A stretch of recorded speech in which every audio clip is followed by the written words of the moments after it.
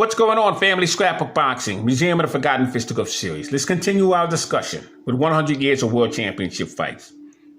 Now, Ed Gunbo Smith is to your left, and Jess Willard is to your right.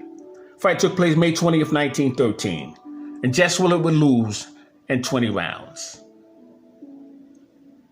But in 1915, 21 rounds, Cuba Havana, he would become World Heavyweight Champion when he defeated the Galveston Giant, Jack Johnson. January 3rd, 1916, Harry Wills defeats Sam Langford, the Boston Bone Crusher, in 20 rounds, New Orleans, Louisiana, and becomes the World Heavyweight Champion. February 7th, Kid Williams draws 20 with Pete Herman, New Orleans, Louisiana, and remains the Bantamweight Champion of the world. February 11th, Sam Langford knocks out Harry Wills in 19 rounds in New Orleans, Louisiana, and becomes once again the World Colored Heavyweight Champion. And what's phenomenal about that? That would be one of 5 occasions that Sam Langford would be the Colored Heavyweight Champion. And don't forget, he started as a featherweight in 1902. February 14th, Little Jimmy Wild knocks out Joe Simmons, 11 rounds, London, England, to win the Flyweight Championship belt. March 1st, Ted Kid Lewis defeats Harry Stone in 20 rounds, New Orleans, Louisiana, to defend his World Welterweight Championship belt. March 25th, Jess Willard defends his Heavyweight Championship belt, 10 rounds, against Frank Moran. It was a no decision. April 24th, Jack Britton defeats Ted Kid Lewis, 20 rounds, New Orleans, and regains his welterweight championship belt. That would be one of 20 occasions that these two men would meet.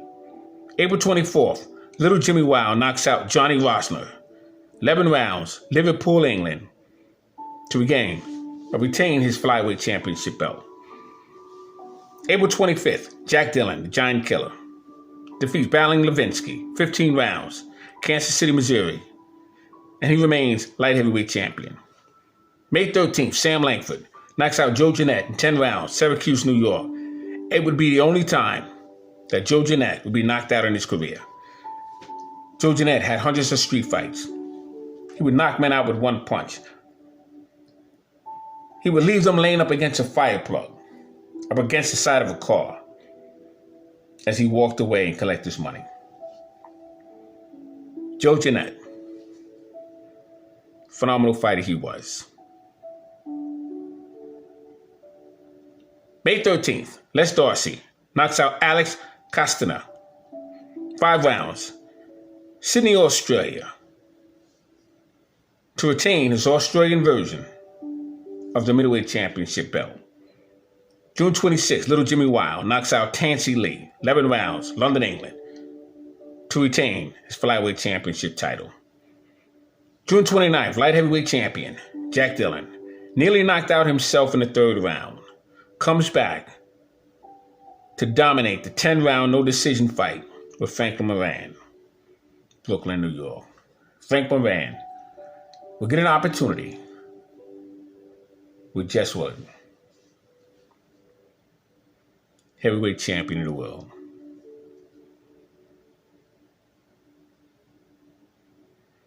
July 4th, Freddie Welch defeats Ed Wargas on a foul in 11 rounds, Denver, Colorado, to remain lightweight champion. July 14th, Jack Dempsey. In spite of suffering a broken hand, 2nd round, and 2 broken ribs, he would make a comeback in strong fashion against John Lester Johnson. It was even through 10 rounds. It would wind up becoming a no decision. New York. Phenomenal comeback. At this time, he was known as Kid Blackie.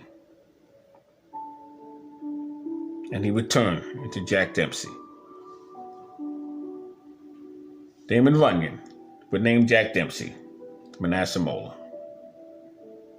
July 31st, Little Jimmy Wild knocks out Johnny Hughes, 10 rounds, London, England, to retain his flyweight championship belt.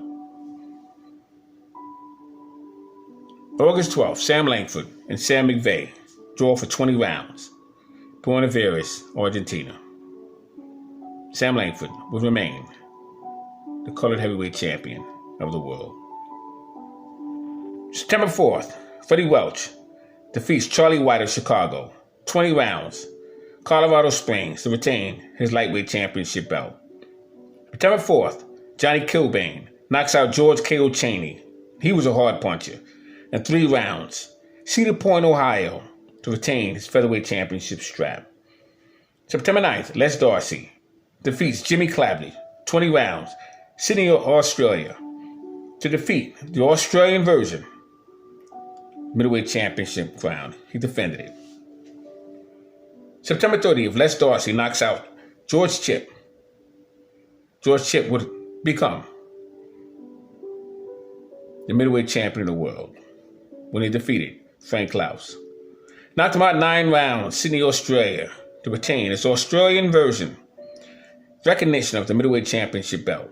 October 17th, Jack Britton defeats Ted Kid Lewis, 12 rounds, Boston, Massachusetts, to retain his welterweight championship crown.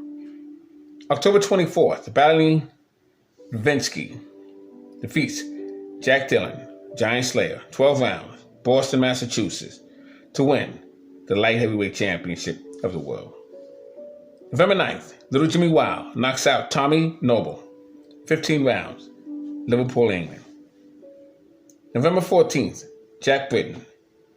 They call him the Boxing Marvel. He draws with Ted Kid Lewis, 12 rounds, Boston, Massachusetts, to retain welterweight championship belt. November 21st, Jack Britton defeats Charlie White, 12 rounds, to retain his welterweight championship belt. December 18th, Little Jimmy Wow knocks out Young Zulu. They called him Young Zulu Kid, 11 rounds, London, England, to retain his flyweight championship belt.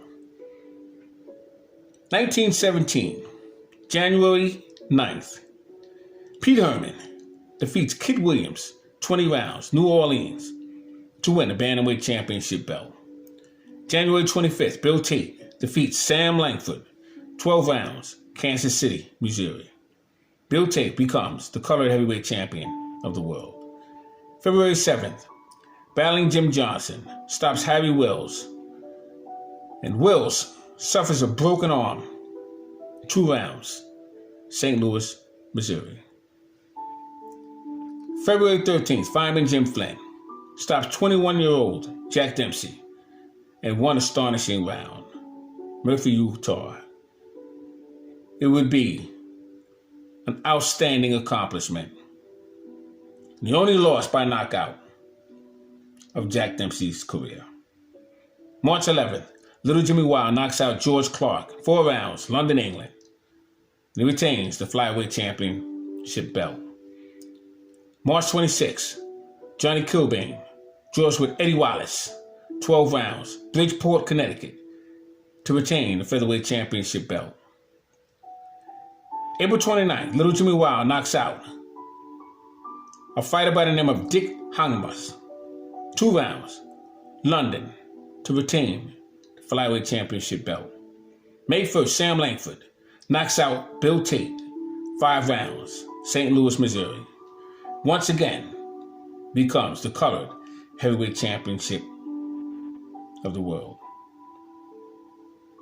May 24th, Les Darcy, recognized as the Australian middleweight champion, dies of blood poisoning at the age of 21. Memphis, Tennessee. Never got his fair shot at the world middleweight championship belt. May 29th, Benny Leonard knocks out Freddie Welch, 9 rounds, New York, and becomes the brand new world lightweight champion. Phenomenal fighter is Benny Leonard. We're going to be talking a lot about Benny Leonard in this fight series. June 19th, Fred Fulton stops Sam Langford, 7 rounds, Boston, Massachusetts. Sam Langford couldn't come out from his corner. It was stated that he quit. But Sam Langford had a lot of issues going on. Problems with his hand. He was being fouled. And he was held to his corner by his cornerman. Fred Fulton gets full credit for that victory in the eyes of the boxing enthusiasts. June 25th, Ted Kid Lewis defeats Jack Britton, 20 rounds, Dayton, Ohio, to regain the welterweight championship of the world. July 15th, Jeff Clark knocks out Sam McVeigh, 15 rounds, in Panama City, Panama.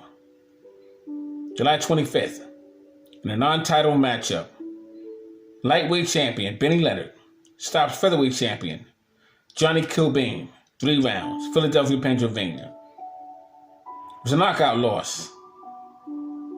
First one for Kilbane in 121 bouts. August 17th, Sam Langford knocks out Andre Anderson, 2 rounds, Buffalo, New York, in defense of his World Colored Heavyweight Championship belt. September 14th, Sam Langford fights 12 no-decision rounds to Joe Jeanette, Toledo, Ohio, once again defending his Colored World Heavyweight Championship belt. October 2nd, Jack Dempsey was completely out on his feet. Didn't know where he was, and he comes back to defeat Ed Gunbo Smith, 4 rounds.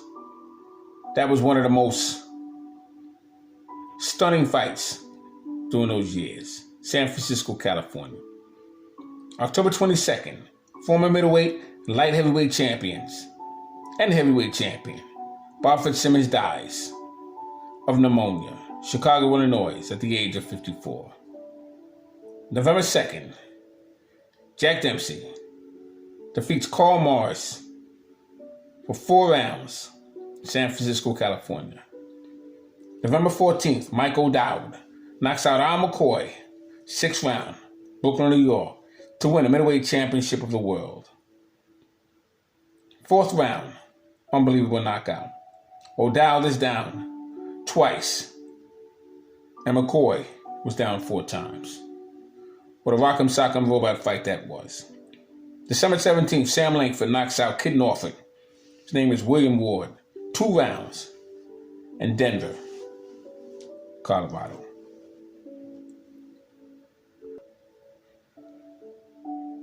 (1918) February 2nd, John O'Sullivan, who won the heavyweight championship belt in 1882 with a bare-knuckle error and lost it under the Marquess of Queensberry rules, wearing gloves in 1892, dies of a heart attack at the age of 58.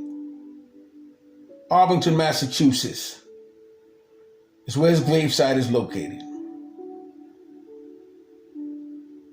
February 4th, Jack Dempsey defeats Carl Morris, 6 rounds, Buffalo, New York. February 17th, Harry Wills knocks out Sam McVeigh in 5 rounds, Panama City, Panama. February 25th, Jack Dempsey floors Bill Brennan 8 times before stopping him. And Brennan suffers a broken ankle and was declared a 6-round stoppage. Milwaukee.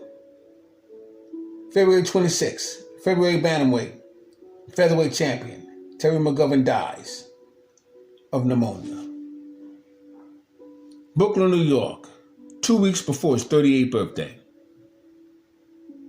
April 10th, Memphis Powell defeats Johnny Ertel, 15 rounds, Baltimore, Maryland, to claim the bantamweight championship belt based on Ertel's win on a foul over then champion Kid Williams in 1915.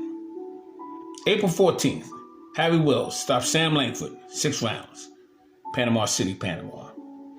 Now Harry Wills, Sam Langford would face each other 22 times. Harry Wills would win 6, Langford would win 2, and the rest would be a no decision, no contest. May 17th, Ted Kid Lewis decisions Johnny Tillman, 20 rounds, Denver, Colorado, to retain his welterweight championship belt. May 19th, Harry Wills stops Slam Langford 7 rounds, Panama City, Panama. May 29th, Jack Dempsey knocks out Arthur Perkley 1 round, Denver, Colorado. July 1st, Jack Dempsey knocks out Kid McCarthy 1 round, Tulsa, Oklahoma. July 4th, Jack Dempsey knocks out Bob Denver 1 round, Joplin, Missouri. July 6th, Jack Dempsey knocks out Porky Flynn, called him Dan Porky Flynn, 1 round, in Atlanta, Georgia. July 27th, Jack Dempsey knocks out Fred Fulton, previously regarded as the top-rated contender for Jess Willis' title. 18 seconds, Harrison, New Jersey. After Jack Dempsey would knock out Fred Fulton, Jack Dempsey would now be considered in line to face Jess Willis. August 17th, Jack Dempsey knocks out Terry Carter 5 rounds, Dayton, Ohio. September 13th, Fat Willie Mean gets off the deck in 1 round. And he slaps Jack Dempsey, I'll tell you, all over the ring. Getting a decision over Jack Dempsey. He will not lose again until 1926, when he would face Gene Tunney, Philadelphia. September 14th, Jack Dempsey knocks out Jack Monroe 1 round, Reno, Nevada. November 6th, Jack Dempsey knocks out light heavyweight champion Bannon Levinsky 3 rounds, Philadelphia, Pennsylvania. December 16th, Jack Dempsey knocks out Carl Morris 14 seconds in the first round, New Orleans, Louisiana. 1919, January 20th, Jack Dempsey knocks out Jock Hickory 1 round, Harrisburg, Pennsylvania. January 23rd, Jack Dempsey knocks out Kid Harris 1 round, Reading, Pennsylvania. Now, Kid Harris will be Jack Dempsey's first fight, and Jack Dempsey would win and be off to a brilliant career. January 23rd, when Jack Dempsey knocked out Kid Harris, everyone started to recognize Jack Dempsey as a prospect. January 29th, Jack Dempsey knocks out Kid Henry 1 round, Eastern Pennsylvania. February 13th, Jack Dempsey knocks out Eddie Smith in 1 round, Pennsylvania. March 17th, Jack Britton knocks out Ted Kit Lewis 9 rounds, Constant, Ohio, to regain his welterweight championship belt. March 31st, Little Jimmy Wild defeats Joe Lynch 15 rounds, London, England, and retains championship of the flyweight championship belt. April 2nd, Jack Dempsey knocks out Tony Drake 1 round, New Haven, Connecticut. April 28th, Benny Leonard stops Willie Ritchie 8 rounds in Newark, New Jersey. May 16th, Jimmy Wild knocks out Alf Mansfield 13 rounds in London, England. May 23rd, Pete Herman knocks out Johnny Ertel 5 rounds, Minneapolis. July 4th, Jack Dempsey. He ushers the boxing golden age, flooring Jess Willard 7 times in the first round. He won the heavyweight championship belt. Money was put on that fight by Jack Kearns, his promoter. And he stated that he put all Jack money up in 1 round. Didn't happen. The fight lasted 4 rounds. And in that fight, half a dozen teeth would be knocked out. Broken eye socket. 3 broken ribs. Broken hands. Broken jaw. Skull would be fractured. Or Jess Willard. one of the most devastating beatings known to man. Fight took place in Toledo, Ohio, July 4th, 1919. Devastating fight between these two men. Fight was so brutal. Let's take a listen to the broadcast of Jess Willard, Jack Dempsey, 1919, July 4th, Toledo, Ohio. The 70,000 spectators pack around the ring in the blistering sunshine. The championship belt of gold and silk is paraded for all to see. Symbol of every heavyweight king, from John L. to Willard himself. The referee, Ollie Picord, calls Willard and Dempsey from their corners for instruction. Now you can see what a difference there is in their size. Though a great athlete, the bronze challenger seems almost puny next to the giant he's about to fight. They listen quietly, almost without interest, to a story they know by heart. Sweat beating shoulders and foreheads. The crowd waits tensely. Who'll win? Willard with his fine jab and smashing uppercut, or Dempsey with his speed and the best left hook of all time? Round one coming up. The timekeeper jerks his bell cord. Somehow it jams, and Willard doesn't hear the faint sound over the excited yelling. He pauses, looks around, puzzled, doubtful. Hey, what's going on around here anyhow? Where's the bell? There it is. So the big fight begins, and Big Jess moves easily into action. The mahogany hued Dempsey circles, moving in and out with fat-footed quickness. The champion wants to keep Jack at long range with his poking left jab, but Dempsey won't let him do it. He's never still for an instant, bobbing and weaving around. It looks like a test of speed against power, and Willard has no chance to get set against Dempsey's speed. At such a pace, there's a lot of missing and a lot of thinking. It's bound to be that way, but it's only a warm-up so far. Each is trying to figure out the other's defense, to open him up, nail him with a punch. The challenger crowds keeps on crowding. The instant he's in the open, he moves back again. His left whips in tirelessly and often. The blows miss or graze Willard. Dempsey hasn't the range yet.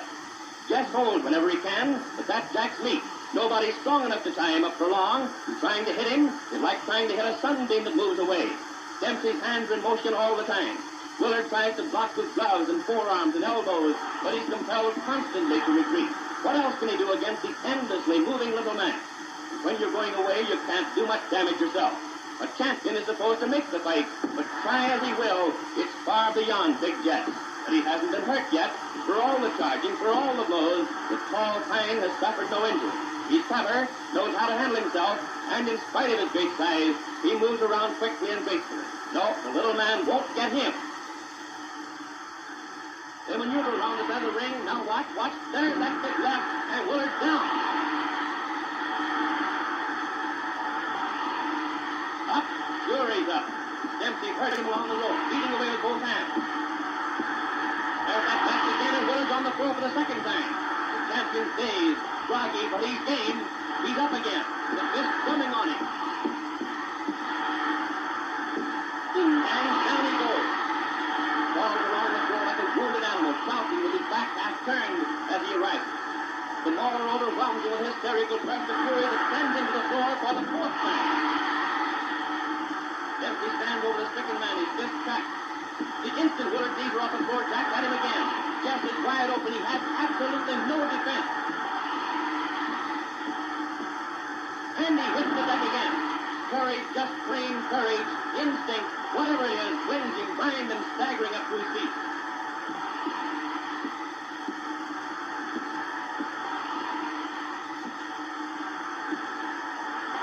Willard wheels around the ring, powerless, with Dempsey pumping right and left into it. Clear across the outer corner, and there he takes it again. How can the man stand it? There he falls, his gloved hands feeling for the rope, trying to hold himself up. Then, painfully, he drags his black body to a half-erect position. But a right smashes into his side. Other rights crash to the head, and Willard collapses into a sitting position, dazed and helpless, after the most murderous beating a man ever took in the ring. And there's the bell. But no one hears it. Dempsey turns away. He seems doubtful, puzzled. Turns and others rush jubilantly into the rope square. It's all over. The quickest heavyweight knockout on record. Jack hurries out of the ring to avoid the crowd. But the timekeeper and referee Ollie Picord are yelling that it's not over. The bell had sounded before Big Jess was counted out. Where is the challenger anyway? Willard keeps second. Walter Monahan and the other handlers have leaped into the ring to bring their man too. The champion seems helpless, but technically the fight is still on.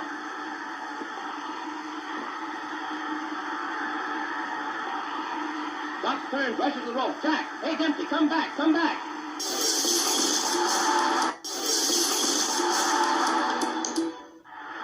1-2 and the bell sounds again.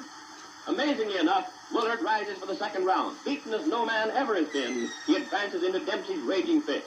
He jabs as though any jab could keep that tiger away from him. With all his weary, broken body, just does his best to keep going. Why? It's no use, he hasn't a chance, but there's a tradition of all champions behind him. He has to fight even when he has nothing left to fight with. Jess may not have been a great champion, but no braver man ever laced on a pair of gloves. If he quit under punishment, no one would blame him. It's courage, nothing but magnificent courage that's holding him on his feet. No matter what he does, he can't get away from that tiger who's stalking him. His arms and legs are heavy with exhaustion. Salt sweat burns the gashes Dempsey's fists have opened. When Jack bores in and hits him, drives him around the ring, he can't muster enough strength for a dangerous punch in return. The seconds and minutes are ticking by faster and faster. There isn't much time left in the round. If he's to get his KO before the bell rings, he'll have to do it in a hurry. But Willard's only thought is to protect himself, and weak and tired as he is, it's no sense to get him set for the finishing punch, even when he's driven helplessly back against the rope. He wobbles about and clinches, does his best to save himself from his relentless foe. There are only a few seconds remaining now. No chance for a finishing blow. It's too late. Mahler spins the champion around out there in the center of the ring. And there's the bell, and referee Picard sends his men to the corner. Back in just a moment. Round 3, and at the start of the third, there's no easing up in Dempsey's attack. His left hook still thunders. In the clinches, Willard is no longer strong enough to make even a pretense of blocking the uppercut that's shaken hurting. Still, the clinches are the only sanctuary left him. Out in mid-ring, he's helpless. He's lost all coordination between brain and hand. His efforts are pitiful. He was big and good-looking and smiling when he came into the ring. Now he's a lurching, tottering wreck of a man. Dempsey beats at him, in the body, shifting his attack for a moment from that pitiful face. A new champion being born here, born in the torrid heat among the yells of 70,000 spectators, born in blood and effort and pain. It's bad for Willard, taking the hammer blows of the ring's greatest puncher, but it's no picnic for the man who's winning either. His lungs strain, his heart beats in his throat, his arms are like lead, but still he carries on that deadly attack. He pours leather at the giant, who should have gone down long ago, who would have gone down, but for the heart of a lion and the endurance of a buffalo. Even the spectators are beginning to flinch at the sight. This is no fight, it's a slaughter, a massacre. Big Jess has no more chance than a babe in arms. Look at the heavyweight champion of the world. His face is pounded almost to a pulp. His tired, dazed eyes peer through a mask of blood. It dripped down over his body, stained his trunk, spotted his legs. Even Dempsey's smeared with the sanguinary fluid. Each time the Mauler goes into the clinch, he gets more of it. Why doesn't the referee stop it? Why? But Ollie Picard comes from the old school. There's only one way for a champion to finish the day, and that's on his back.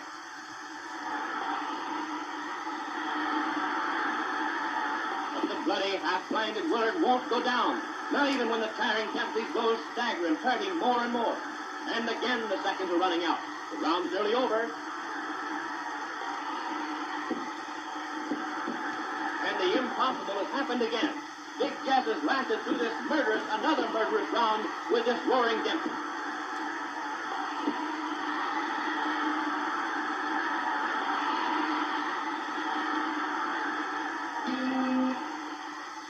Now coming up for round 4, but Willard can't come out for the 4th round. His nose and cheekbone are fractured, ribs broken, half a dozen teeth knocked out, and he's hardly strength enough to rise and shake hands with his conqueror. In this most unusual of fights, an idol has been born. Dempsey the Mauler. Unusual, every second of it. The bell failed to sound clearly at the start. The champion was knocked down 7 times in the 1st round. The challenger left the ring and had to be called back. Willard lost his title while sitting in his corner. Every minute is crammed with drama, as the ring is now with yelling, excited men. Dempsey's in everyone's mind and heart. Dempsey the killer, Dempsey the champion. They'll see him in action for 8 flaming years. What a fight that was. July 17th, Jimmy Wild defeats Memphis Moore 20 rounds in London, England. He remains flyweight champion of the world.